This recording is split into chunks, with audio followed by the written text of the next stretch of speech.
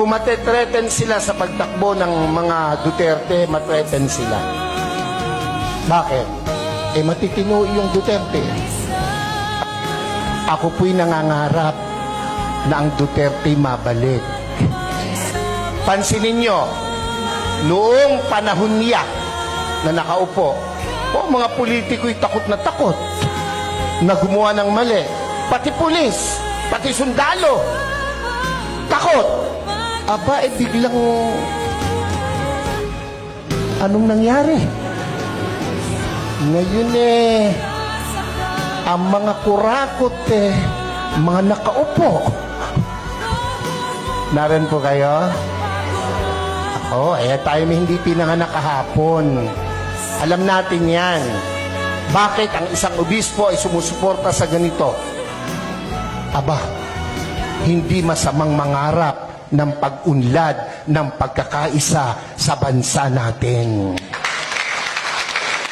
Kung hindi tayo magsasalita at kikilos, kung hindi tayo magpapakita ng puwersa, ng lakas, sino ang gagawa nito?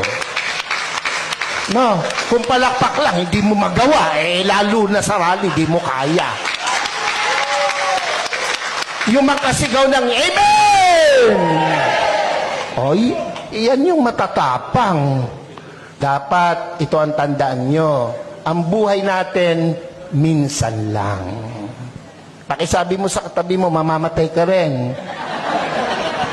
Sabihin mo, malapit na.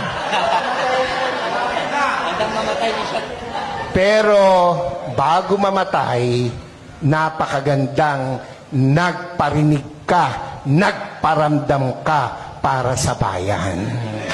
Yun ang pinakamahalaga sa lahat. Amen po? Ako po hindi takot makulong, mabugbog, basta't iparamdam mo yung gusto mong iparamdam. Mga Bulakenyos, mga kasama kong taga-Caloocan, Zambales, Pampanga, aba, hindi masama na suportahan natin itong rallying to. Yung iba na pe-pressure ng kung sino, natural lang yun. Ang nami-pressure sa kanila, siguro nasa taas. Dahil kung nasa baba, hindi nila papansinin. Pero, aba tayong malaya, huwag tayong pa-pressure kahit kanino. Minsan lang ang buhay natin. No, sabi mo sa katabi, mamamatay ka rin. Sabi mo, mamaya lang. What?